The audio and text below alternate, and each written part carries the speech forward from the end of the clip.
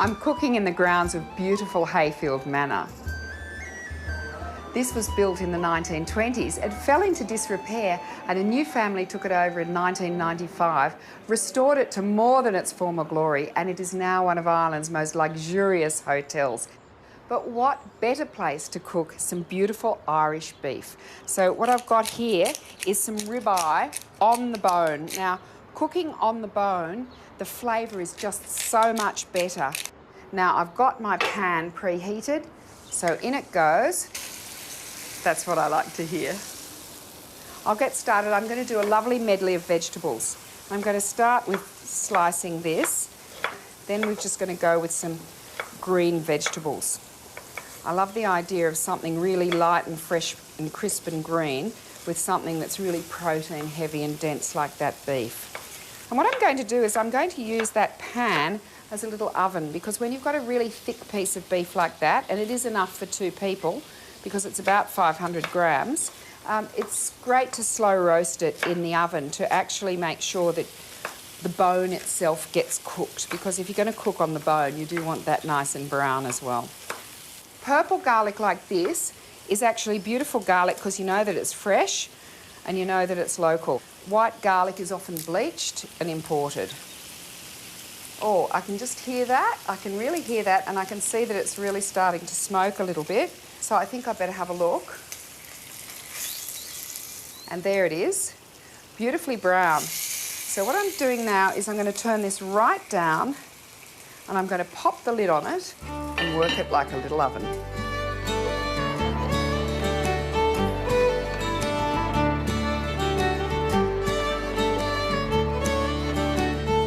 It's been 8 to 10 minutes.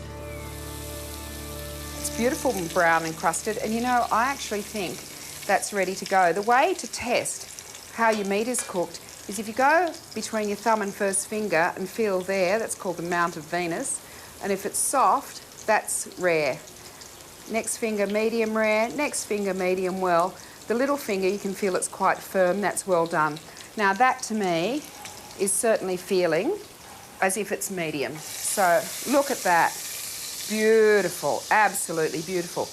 Now, as a rule of thumb, you want to rest it for half the time you cooked it. So a little bit of foil is going to stop it getting cold, but this beautiful pan is now going to make my sauce. So I thought, we're in Ireland, let's use some Irish whiskey. In it goes, and some Irish cream, a little bit of Dijon mustard. I'll just whisk that in because I don't want it to be lumpy. So that can just go at a simmer, but now I can get on with my vegetables. So once again, just a little bit of this beautiful butter. I'm going to fry some onion and garlic together, then add some beans and sweet, crunchy sugar snap and snow peas. A splash of water to help them along. And last into the pan are some beautiful wild mushrooms I bought at the English market. I can take that off the heat now. I just want to toss the mushrooms through with the greens, and we'll be ready to plate up. But let's look at the beef first. It may have thrown some juice, just a tiny bit, so it obviously is medium. See that? So we can pop that juice back into the sauce, and then we're ready to plate up. This is beautiful.